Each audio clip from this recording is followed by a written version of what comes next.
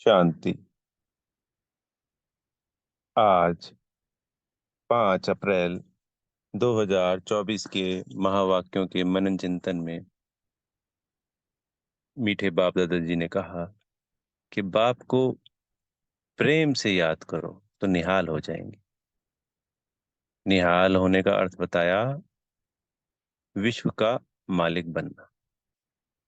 फिर इसी में प्रश्न उत्तर में भी यही सेम चीज आई कि नजर से निहाल किंदा स्वामी सदगुरु, यानी नजर से निहाल कर दिया स्वामी सदगुरु जी ने किया किंदा। इसका वास्तविक अर्थ क्या है? तो इसमें भी बाबा ने बताया कि आत्मा को जब तीसरी आंख, आत्मा और परमात्मा का ज्ञान मिल जाता है, तो उस आंख से वो उस आत्मिक स्थिति से, उस अंतर्मन से अपने पिता परमात्मा को पहचान लेती है। तो वो आत्मा निहाल हो जाती है। निहाल होने का अर्थ है सदगति, यानी विश्व की राजाई ले लेती है, जैसे बाबा ने ऊपर कहा। तो बाबा ने कहा कि देही अभिमानी बन, आत्म अभिमानी बन। आत्मा की जितनी ज्यादा से ज्यादा हम प्रैक्टिस करते हैं तो हमें बाबा को याद करना आसान हो जाता है। और फिर बाबा ने आज फिर कहा, क्योंकि कई दिनों से मुरली में कह रहे हैं कि और संग तोड़ एक मेरे संग जोड़ो तो आ, निहाल हो जाएंगे, अर्थात सदगति में चले जाएंगे, अर्थात कंगाल से साहूकार बन जाएंगे। चाहे हम गुणों से बनते हैं, शक्तियों से बनते हैं, बाबा से खजानों से, सदगुरु जी से वरदानों से, और स्थूल धन से जो कि हमें सत्युग में मिलने वाला है अगले 21 जन्मों के लिए। तो ये सारे की सारी कैसी भी कंगाली है, चाहे हम पत्थर बुद्धि से पारस बुद्धि बन रहे हैं, कंगाल से निहाल हो रहे हैं। कौन कर रहा है? सदगुरु कर रहा है। कैसे कर रहे हैं? उनकी याद से। और संग तोड़, संबंध नहीं तोड़ने हैं किसी के साथ, बुद्धि से डिटैच होकर के सारे सुकर्म करते हुए बाबा की याद में सभी आत्माओं को संतुष्ट करना है।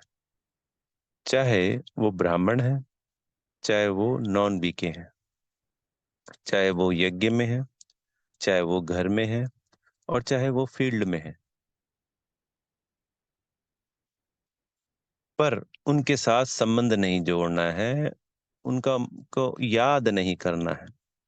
याद सिर्फ एक बाबा को करना है। तो बाबा की याद से हमारे विकर्म विनाश होंगे। आत्मिक स्थिति जितनी शक्तिशाली हम बनाते जाएंगे, जितना इसका अभ्यास करते जाएंगे, तो हमारे में परमात्मा के गुण आते जाएंगे। आत्मा की कट जंग उतरती जाएगी, समाप्त होती जाएगी, 63 जन्मों के विकर्म विनाश होते जाएंगे। बाबा के संग हम बेहद करीब से करीब होते चले जाएंगे। फिर उनकी दृष्टि, बाबा ने कहा, याद से याद मिलती है।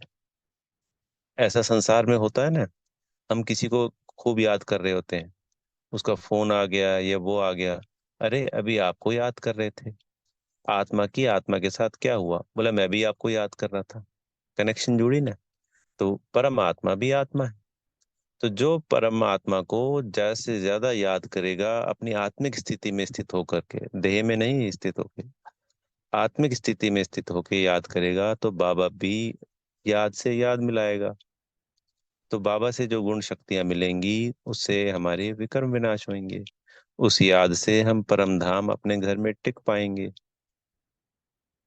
तो उस परमात्मा की जब वो दृष्टि हमारे पे पड़ेगी, तो हम उससे निहाल, उस सदगुरु की दृष्टि से निहाल हो जाएंगे, सदगति में चले जाएंगे और विश्व के मालिक बन जाएंगे।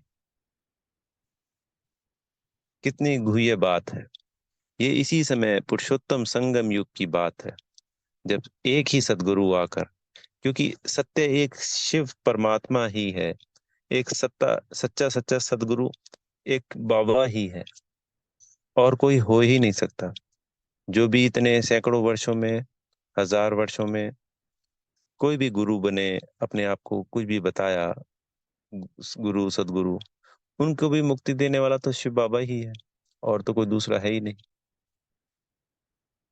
तो इस संगम युग की ही जो बातें हैं वो भक्ति में चली आती हैं।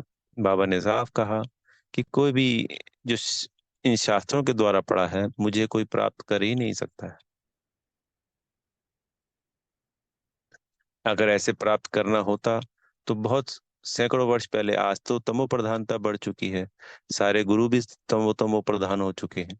जब उनकी अवस्था खुद की सतो थी, तो सतो अवस्था में ही वो भगवान को प्राप्ति कर लेते, मुक्ति में चले जाते, क्योंकि उस वक्त तो अवस्था बहुत ऊंची थी। पर ऐसा तो कुछ हुआ नहीं, सब बार बार इस चक्कर में रिपीट होते रहे। तो आज अंत में ही बाबा आते हैं और हमारी भी और उन आत्माओं की भी, चाहे कोई भी धर्म की आत्मा है, उनको मुक्ति, जीवन मुक्ति दे देते हैं। अच्छा, ओम शांति। बेहद का शुक्रिया प्यारे मीठे बाप दादाजी का।